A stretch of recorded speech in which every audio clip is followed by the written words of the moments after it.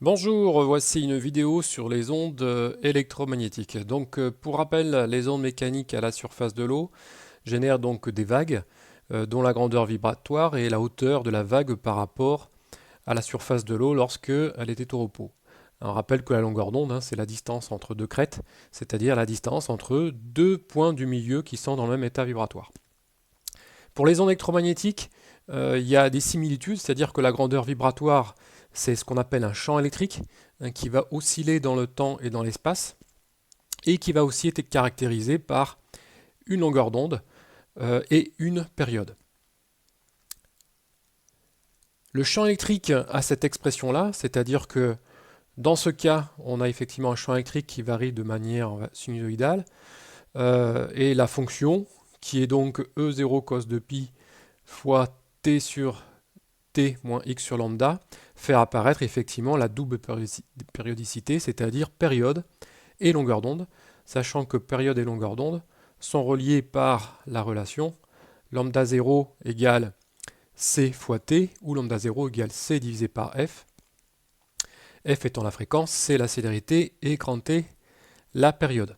Donc ça c'est vrai dans le vide, et on verra que dans un milieu, en fait, la célérité des ondes électromagnétiques est différente de celle de la lumière. On accorde à la célérité des ondes électromagnétiques la valeur de c lorsque les ondes se propagent dans le vide. C'est une valeur limite.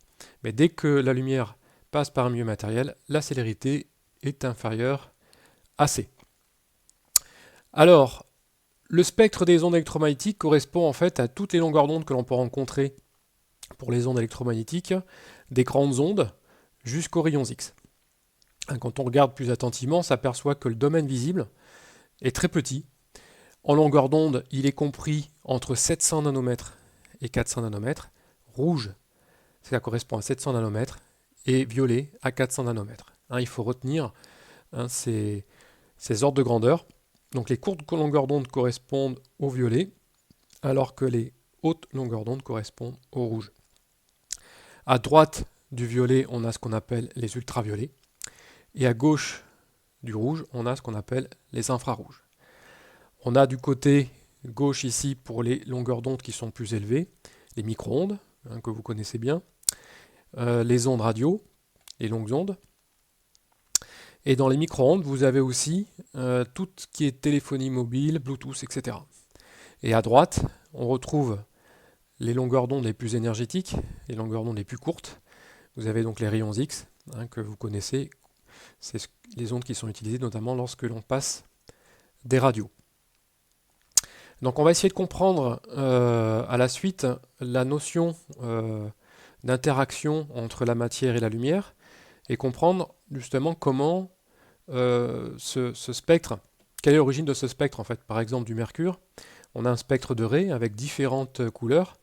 On voit qu'il y a certaines couleurs, mais on a des bandes de fréquences, enfin des bandes de longueur d'onde qui sont interdites. Ici par exemple on a du noir, ça veut dire qu'il n'y a pas de lumière émise entre cette raie-là et celle-ci.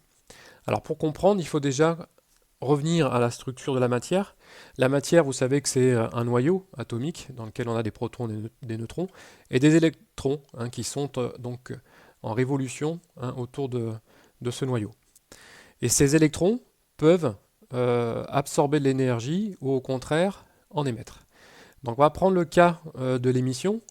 Donc on a ici le niveau énergétique d'un électron. On a tout en bas son niveau fondamental, c'est-à-dire le niveau le plus faible, et tout en haut son état ionisé. C'est-à-dire qu'en fait, ça correspond au cas où l'électron en fait, il a quitté en fait l'orbite du noyau, c'est-à-dire qu'il a été éjecté de l'atome, et donc on a ce qu'on appelle un atome ionisé. Donc on prend un cas intermédiaire, on sait qu'on a un électron qui est à un niveau excité, donc typiquement si j'ai une lampe à vapeur de mercure, on va exciter les électrons des atomes de mercure par des décharges électriques.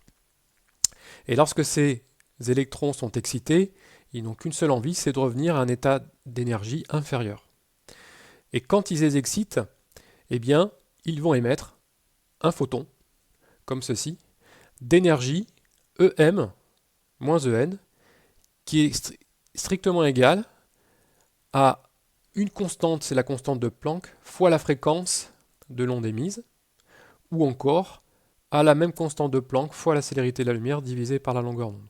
Donc on voit que plus l'écart d'énergie est important entre les deux, plus la longueur d'onde va être petite ou la fréquence élevée. De la même manière, on va avoir de l'absorption, c'est-à-dire qu'on peut avoir la matière qui absorbe en fait de l'énergie lumineuse, et dans ce cas-là, eh bien l'atome va se retrouver après absorption, enfin l'électron pardon, à un niveau d'énergie supérieur, et l'écart d'énergie est le même que tout à l'heure. C'est-à-dire qu'il est égal non pas à moins EM moins EN, ça c'est une erreur, c'est donc EM moins EM qui est égal à H fois la fréquence, qui est égal aussi à H fois C divisé par la longueur d'onde. Voilà pour cette capsule vidéo.